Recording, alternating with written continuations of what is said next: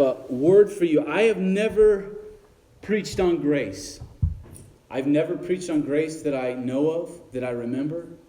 And, you know, it is a tenet of what we believe. It is a mainstay and it is doctrinally foundational as a Christian that you understand what grace is. And this isn't just something I felt like, oh, let's do this week. I felt like it was from the Lord. And the title of the sermon is The Way We Stand. The Way We Stand. Now, if you'll turn to Romans chapter 5, that'll be the first verse this morning. As you're turning to Romans chapter 5, I'm going to pray. If you need a Bible, there's Bibles on each side of the church on the back pew. Lord, I just thank you this morning, and I pray that you'd anoint the word, and God, you just bless it. You just anoint the hearer. God, let us hear your word and let it go deep into our heart. Let it bring about change and understanding and illuminate us. God, change the way we see you. Let us see you in your character, in your love and your integrity and all your attributes and who you really are through your word and who you are to your people and who you continue to be to your people. And Lord, I just thank you this morning. In Jesus' name, amen. I've heard lots of messages on grace. I've heard lots of people preach on grace. If you've known me for very long, you know that's one of my tics. I listen to a lot of sermons. You know, when I'm alone, I'm usually listening to a sermon by some obscure yahoo that nobody knows. You know, just to keep my finger on the pulse. I want to know what men of God and women of God are speaking around our nation and what God is showing them. And, you know, I've heard lots of sermons on grace, and, you know, I've heard lots of people quote the definition of grace. And, you know, behind a pulpit, it's usually the same definition. You probably know it, but I'm going to tell you. Christians usually say, when you talk about grace, that it's unmerited favor. You've heard that from the pulpit. You've heard pastors say it, unmerited favor. And it's true. That's what it is. It's something you don't deserve, you haven't earned, that's given to you. Yeah.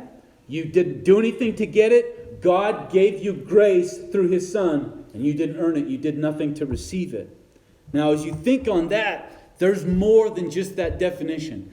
And I'm funny, when I go to read, and I go to a dictionary, you know what dictionary I go to? I'm going to go to Merriam-Webster's dictionary, because he's the only one that wrote a dictionary that said, I'm doing this for the glory of God. So I go to his dictionary, and I want to see what he says about grace and how he defines it. And what he says is, he says that this was the first definition. Grace is defined as unmerited divine assistance given to humans for their regeneration and sanctification. That's a pretty good definition from a dictionary, isn't it? It's unmerited divine assistance given to humanity, given to humans so that they can be regenerated and sanctified.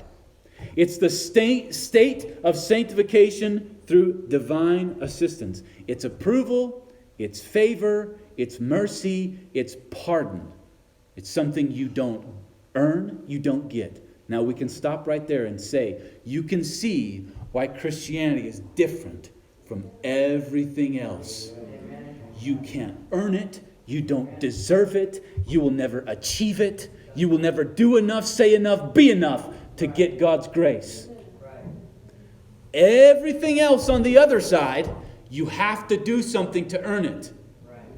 You have to do works. You have to be good enough. You have to be nice enough. And then at the end day, with beads of sweat rolling down your forehead and you like this after you die, you hope that your good works outweigh your bad. That's everything else. But in Christianity, on the right-hand side, it's nothing you can do. Nothing you can achieve. That is pivotal, and it's isolated only for Christianity. For what we believe through Jesus Christ.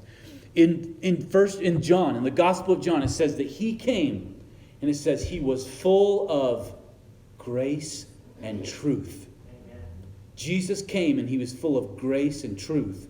And you know, I am one of those guys that's hard on myself, wants to drive myself, wants to do better, know more, get more done, make it happen, be better than somebody else. Right? You are like that. You know, you think you can achieve, you think you can do, and when you fail, you know, it's upsetting. And when you screw up or you sin, it's like, oh, I could have done better. I could have achieved, I could have made it on my own. No, you could not. No, you cannot. That's what grace is. That's what grace is. That's what coming before the throne of grace boldly is all about. So are you in Romans chapter 5? Okay, look at Romans chapter 5 verse 1. Romans chapter 5 verse 1. Romans, if you want to understand and you want to read about doctrine and what we believe as a Christian, you start reading the book of Romans. In the first verse of chapter 5, it says, therefore, having been justified by faith, we have peace with God through our Lord Jesus Christ. What is that? That's called grace. Through whom also we have access by faith into this grace in which we stand and rejoice in hope of the glory of God. Now, this is the verse that was running through my head this week. By grace we stand. By grace we stand. Grace wherein we stand. Grace wherewith we stand. What is the opposite? You cannot stand if it wasn't for grace. No man, woman, child can stand before him if it wasn't for grace. Isaiah came before him, and he had to get his lips burned, and he falls on his face. Woe is me. Everyone that meets God, what do? They fall on their face. Woe is me. I can't stand before this holy, pure, just entity, this divine creator who is all good, all knowing, all holy. I can't stand before him. But yet we read in the Word that it says it's by grace we stand. And I started thinking about this. You see, without grace, without the grace of God, there would be no standing. There would be no coming before him. Without grace that is freely given and our acceptance by faith, there can't be access. That's why there was so many blood sacrifices in the Old Testament. That's why they're constantly giving offerings and killing animals. They had to make sacrifice. They had to make propitiation. They had to give so they would be worthy, so they could be presentable in His sight. And here we are in the new covenant, and Jesus Christ came and said, I am full of grace and truth. I will be the sacrifice for you. You have to come through me. No man comes to the Father except through Jesus Christ. Amen. How many liars have told you there's many paths to God? There is one, and His name is Jesus Christ. Amen. There is one way. There is not a myriad of ways. There is a myriad of circumstances you may come to Jesus Christ, but there is only one way, and it's by grace. It's by grace. You know, right now in our culture and through the past 10, 15 years, you had this big movement of what, the Christian, we coined the greasy grace.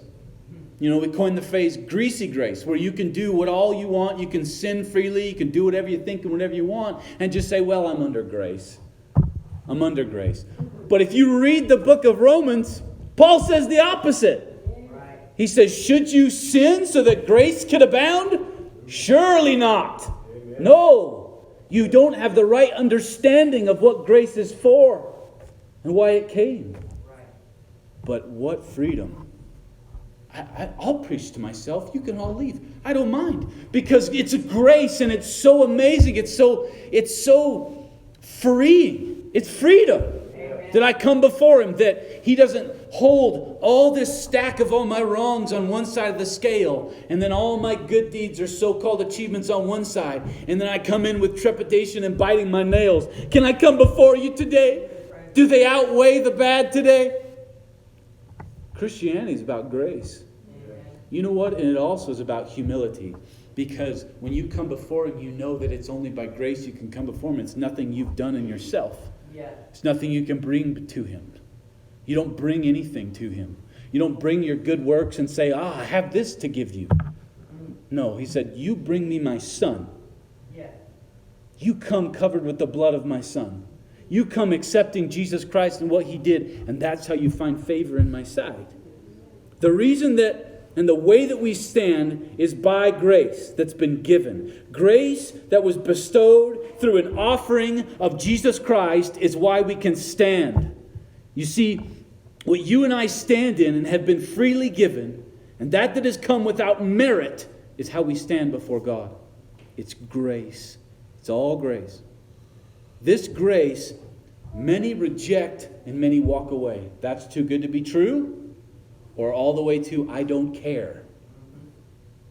And people reject that grace, walk away from the grace, that's fine. Whatever, that's good for you, but not good for me. That may make you happy. Do whatever makes you happy. This grace was given. Jesus Christ came and says he was full of grace and truth for all. And it says that he came in John 3:16 that he would die because he loved the world. That he loved the world, that he would give. And that giving was grace. You know, we have to be careful. I have to be careful. You don't want to overemphasize one aspect of who God is. We want to exalt one aspect, and then for some reason one characteristic or one portion of who God is gets diminished. God is not like that. He is whole. I was talking to a friend on the phone last night. I said, why did they fly around his throne saying, holy, holy, holy? Because he is wholly perfect. Amen. He is complete. He is whole. He is holy. And when they come before him, they say he's holy, and that righteousness, that holiness speaks of all he is put together as one. Love and wrath and justice and truth and power and might and grace and kindness. All those things. In 1 John chapter 11 it says, he came to his own and his own didn't receive him. But as many as receive him, he gave them power to become the sons and daughters, I added that part, of God, who believe in his name, which were born not of blood, nor the will of flesh, nor the will of man, but of God. What does that speak of? Grace. Listen to that sentence. Which were not born of blood, nor the will of flesh, nor the will of man, but God. What is that? Grace. That's how we came into his kingdom. It was by grace. And the Word was made flesh. Jesus Christ, he dwelt among us. And we beheld his glory, the glory of the only begotten, full of grace and truth. John bare witness of him, and he said, this is he of whom I spoke. He that comes after me is preferred before me. And it says in 1 John 16, that of his fullness have we all received, and grace for grace. Not just one grace, grace for grace. Grace upon grace. That's what he's saying. More than you deserved, more than you can earn, more than you can achieve. It's been given without merit. You come before him and you bow the knee. And he says, here, son or daughter, it's free. Amen. It's free. You bow the knee, it's free. It's grace. This is what Matthew Henry, the commentator, said. And I like Matthew Henry. I read his commentary from time to time. He said, we have received grace for grace. Our receiving from Christ is summed up in this one word, grace. We've received even grace. So great a gift, so rich, so invaluable, we've received no less than grace. It's a gift to be spoken of with emphasis. Can you hear my emphasis? It's repeated grace. For every stone in this building, as well as to the top, must cry grace, grace, grace. Your life as a Christian is built on grace. The blessing received is grace. The goodwill of God towards you and the good work of God in us, God's good work and his will and the works he does qualify us for further tokens of his goodwill. It's grace. As the cistern receives water and it pours in from the fullness of the fountain, the branches suck up all the fullness from the root. So we receive grace from God. Grace from Jesus Christ. You see, Paul says, by grace we stand. And what Paul is saying is, you can't stand before him without this grace. you wouldn't be able to come before him without the grace. And then Peter, he says the same thing, but he's talking about something else. Turn to 1 Peter chapter 5. I want you to see it. 1 Peter chapter 5. So we were in Romans chapter 5. Now go to 1 Peter chapter 5.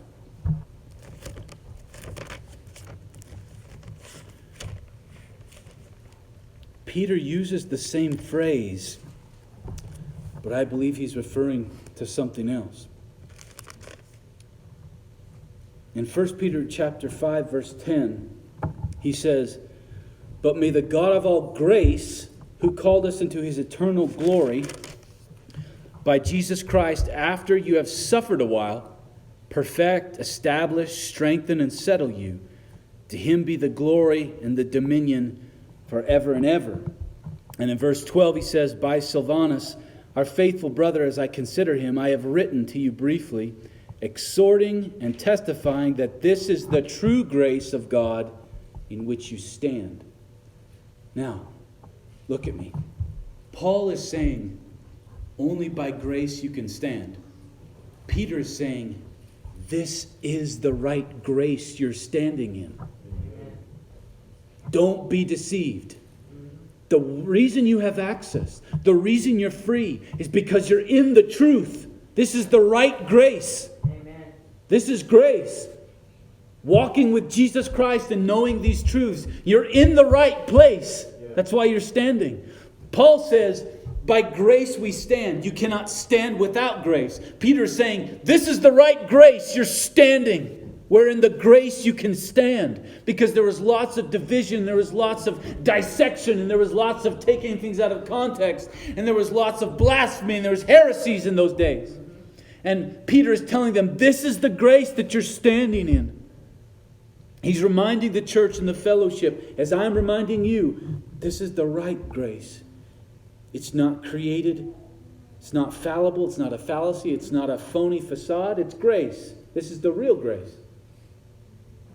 And I thought, how powerful, how awesome that we can come in this door and we can read his word.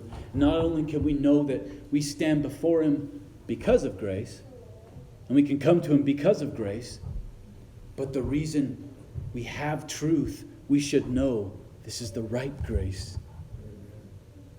That word, you don't hear that word used in the right context in other forms of belief. You don't hear it in other branches and offshoots and cults and all kinds of heresies. They don't use the word grace in the right context. You know, Mormons, there's a line that says, it talks about grace, and before it talks about grace, it says, after doing all that you can do. That's how they interpret it. They don't give it all to grace. In the Book of Mormon, they say, after doing all that you can do, then there's grace. Read it, look it up. It's not about grace, it's about works. It's about works. It's about earning it. You have to earn something. How humiliating. God, I can't show you how much I have to give? How frustrating. You don't want all of my gifts and my talents and my big muscles and good looks? Are you serious? I have to come to you with nothing and receive everything like a baby from you? Yes, that's exactly right. You have nothing for me. You have nothing but filthy rags to give me. You have nothing but your sin and your wicked black heart and all your hellish tendencies. That's all you have to give me. But I can give you grace. And I will cover you with blood, and I will regenerate you, and I will wash you, and I will sanctify you. I'll graft you into a new family. Amen. I'll make you new. I'll make you a new creation that you never were. Yeah. Something entirely new from the inside out. That man can't do, and you can't do, and no theory can do, and no education can do, and no knowledge can do. I'll do something supernatural. But you have to come on your knees. And you can't bring me anything. It's all grace. Paul is saying grace is how we stand. Peter is saying we're standing in the right grace.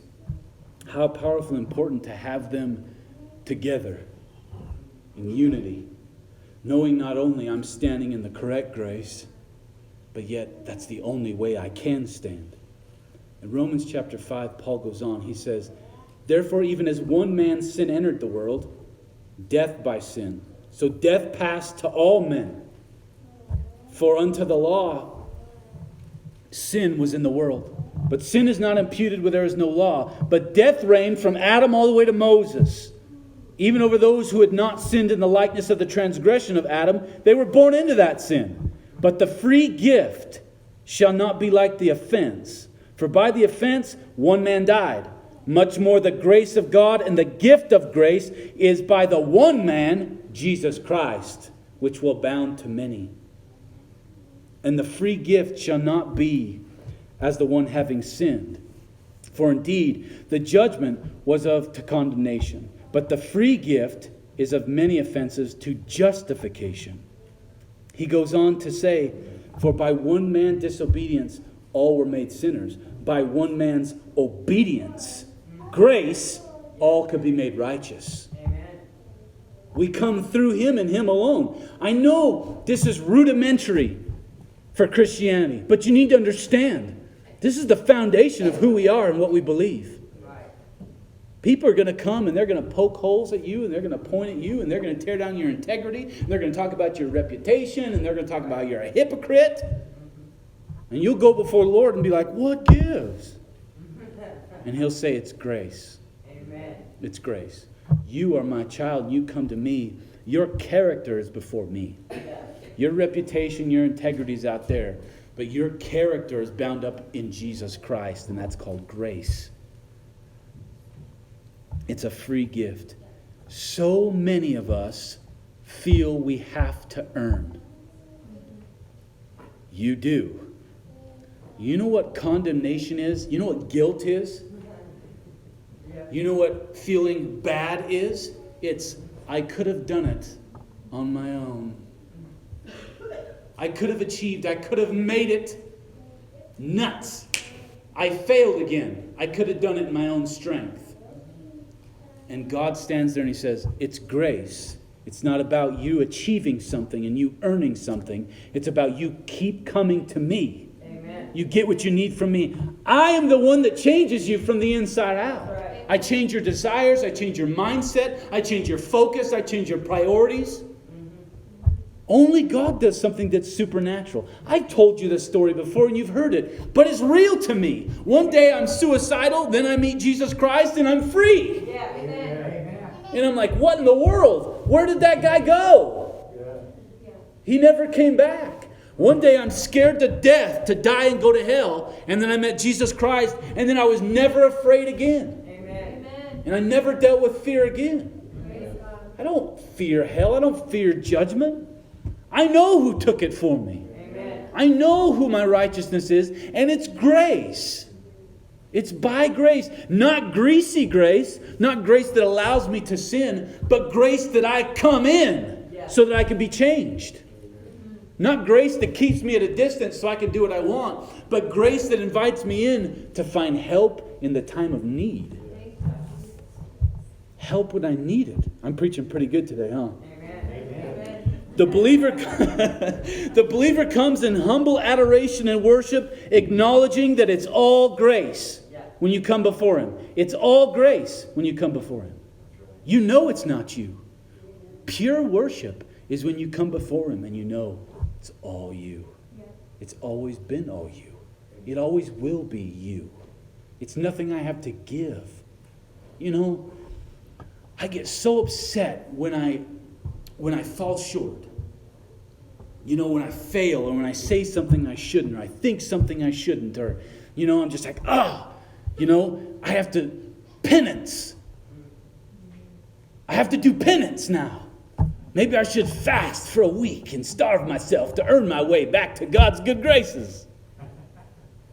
Right? Those thoughts will go through your head. Oh, I'm a bad believer. Somehow maybe I should bloody my back like Martin Luther. Earn some sort of righteousness. That's not grace. You understand when Martin Luther and the Reformation came, he struggled so much with the book of James. Because James was talking about works. He's talking about real faith. Real faith will lead to works, and you'll have an outward flow of works.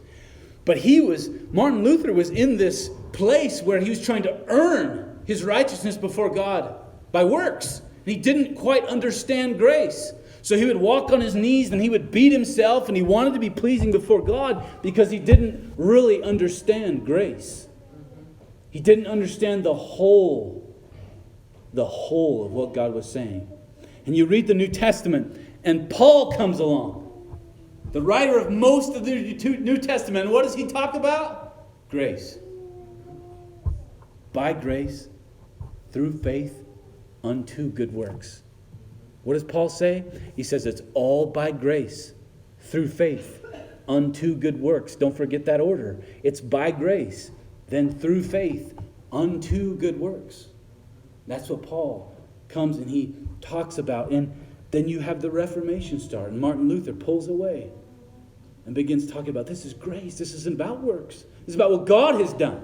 Yeah. This is about His testimony, what He's given, not what we can do. It was not about anything I did, but what I received. That's your testimony. It wasn't by anything I did, but it's about what I received. What I bowed the knee for. And, you talk to people that are struggling in drugs or sin or all kinds of bondage and, these carnal things we see on the outside, and we can go, oh, they really need Jesus. And, a lot of those people will bow the knee. They're in torment or they're in misery and their life's falling apart. They're destroying their mind and their body, and they bow the knee. I need Christ, and Jesus sets them free. And they're passionate and they're saved. But you understand that those aren't just the people God wants to reach with grace. It's the other side too. There's people that seem to have it all together, and they have millions of dollars in the bank, and everything seems to be good, and they have, Mercedes, and it's all good. They need the grace just as much. Amen. They need to be saved just as much. Just because they don't have that external need, inside they're damaged goods and they're rotten to the core. They need grace too. It's just different tactics and different ways of expounding and explaining the need that we all have. Ray Comfort, he says it the best. He says, today we try to go on a plane. It's like when we give people the gospel, we try to give them a parachute on a plane. The plane's going down and we say, here's a parachute. It'll be awesome with your outfit. It'll make you look really good. It'll accentuate all the colors. Try on this parachute. Everybody else is doing it. Or we come to them and say, the plane is going down. You're going to die. I have a parachute for you. Do you want it? Yes, I want it. Here you go. There's a total difference with bringing the gospel and talking about grace with people. It's totally different. You come to some investment banker and say, you need grace. I have everything I have need of in this world. What about the one that comes next? Do you have everything you need of for that one? You need grace. You need the grace of God. And it's nothing you can buy or earn or gain. It's something you have to come on bended knee. It's all grace. I love that what Paul says in Ephesians 2:8. He says, for by grace you're saved through faith. By grace you're saved through faith. It's not of yourselves. It's a gift. Corrie ten Boom said, a gift cannot be gotten. A gift can only be given. You can think about that one later. It'll rattle your world. You can't get a gift. It can only be given to you. That's what grace is. He says it's not of works, lest anyone should boast. What is he saying? No one can earn it, because then people would boast. It's not about the elite. It's about the lowly. It's about the lowly. Why does God use the lowly? Why does God use the humble? Why does He use the submissive and this one subjected to Him? Because they understand it's all grace. What's the common denominator of all the men and women of creation since the dawn of time that have been used in power by God? They all bowed the knee. They all just knew it was all Him. It was all grace. They never brought anything to Him and said, I have this great, awesome gift that I can let you use. They all came to Him and said, whatever you want, It's all grace. I just surrender and submit it all to you. And there was 12 men that did that, and God turned the world right side up with them. You stand redeemed before God because of grace. You bow the knee to Jesus in worship for what grace did. It says he was full of grace. It was unmerited, undeserved. It was pardon. It was favor. I want to read you the lyrics of one of my favorite songs. It's by one of my favorite Christian musicians. If you don't like Keith Green, you should probably start listening to him, because that's probably what we listen to in heaven most of the time. So I'm going to grab a couple of his CDs in your spare time and just try to develop and nurture a love for his music, because you'll probably be singing it throughout eternity. The line to his song, it says, "Lord, the feelings are not the same. I guess I'm older, I guess I've changed. And how I wish it had been explained that as you're growing, you must remember, nothing lasts except the grace of God."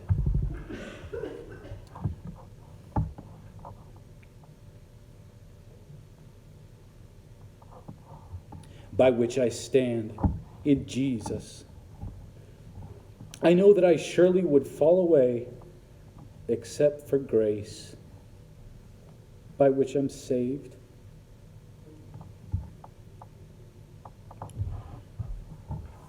He says, "Lord, I remember the special way I vowed to serve you when it was brand new. But like Peter, I can't even watch and pray 1 hour with you.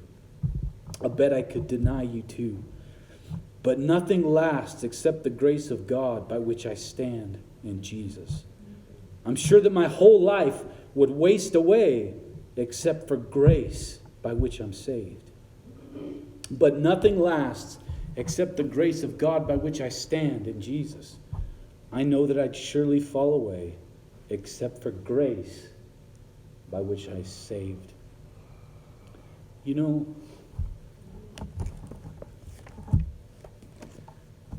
I am amazed that as many times as you have failed him, that's not what will be in your account when you stand before him. Isn't that amazing?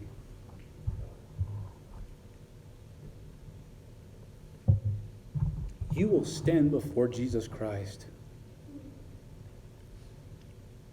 and all your sin, and all your failure, and all your shortcomings, and all your filth won't be there, because you entered by grace. Isn't that amazing? I know me. I know what I've done. I know where I came from. I know what I deserve, and I know what I earned. And it wasn't grace. It was not grace. But that's what he continues to give. Always. Always in my life, he's given grace. Always he's provided for me and my family. And it is such a mystery to me why and how God does that. How he loves us so that he moves sins as far as the east is from the west. And he knows it's all grace. Not a lasciviousness or a lazy, selfish believism where we just claim grace over everything, but a right understanding of what grace is for, that we could be like him and come to him freely. And I marvel. Sometimes I just sit in the office, or I sit in front of my computer when I'm studying, and I marvel at the grace. Amen. And I just tell the Lord, I go, you know what I'm like, right? You know how messed up I am, right? You know how many times I failed, right? Yet you continue giving me grace and you still love me? I don't understand. And he just says, you don't have to understand. You don't have to understand. It's my plan. And I was thinking about it, and I just felt the verse. I just felt God just say, my ways, they're higher than your ways. My thoughts are higher than your thoughts. My plan began from before time was a thought. And if anything, we should know that that is the tenet of what we believe and who we are as grace. And we should be a thankful people, a joyful people, given grace. Jesus Christ came and He's full of grace and truth. And we can enter in by that.